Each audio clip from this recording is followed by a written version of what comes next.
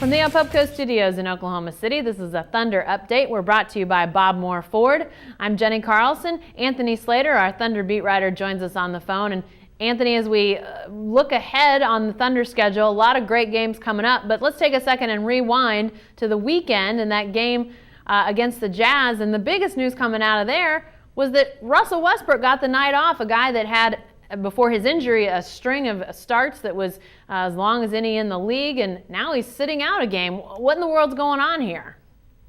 I mean, it's something that obviously worried fans. I mean, you're talking about, like you said, a guy that never really sits out games to rest.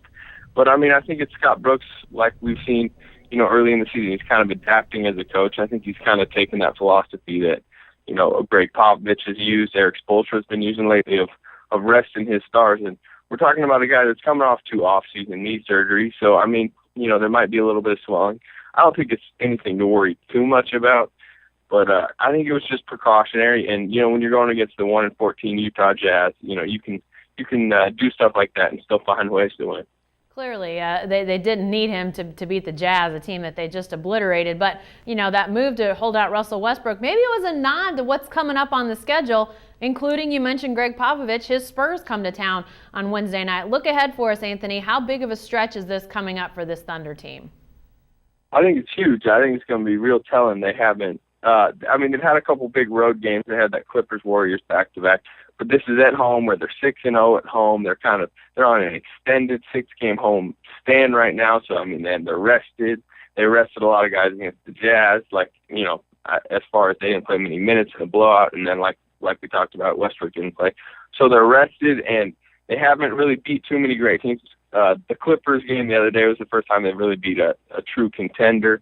So we're going to see the Spurs, the 12-1 Spurs coming in, or I think they're 13-1 now. They've been blowing teams out. I think they've won around 11 in a row.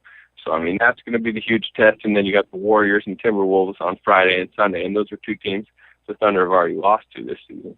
Well, lastly, let's talk a little bit more about the Spurs, because we've seen the Warriors, we've seen the Wolves, but the Spurs, this will be the first time this Thunder team takes on the Spurs. What, in your mind, is the biggest challenge when you're going against a team that, clearly this is a great team, has been for a lot of years, but what is it about these Spurs that if you're the Thunder, you have to be focused in on Wednesday night? I just think you got to be tuned in defensively from the tip. It's something we've seen with the Thunder so far this year. They're playing the Nuggets or the Wizards at home. They're turning the defense off and on a little bit. They're playing one quarter hard, one quarter not. Against the Spurs with that ball movement and just how good they are and consistent they are throughout the game. You can't afford to have an on-off switch. And if you do, it's got to be on, for 48 minutes. So that's the biggest thing. But, I think knowing what they're going up against, you would assume they're going to come out energized from the tip. All right. Wednesday night against the Spurs, Friday night against the Warriors. Be sure to stay with the best coverage team anywhere at newsok.com and every day in the Oklahoman.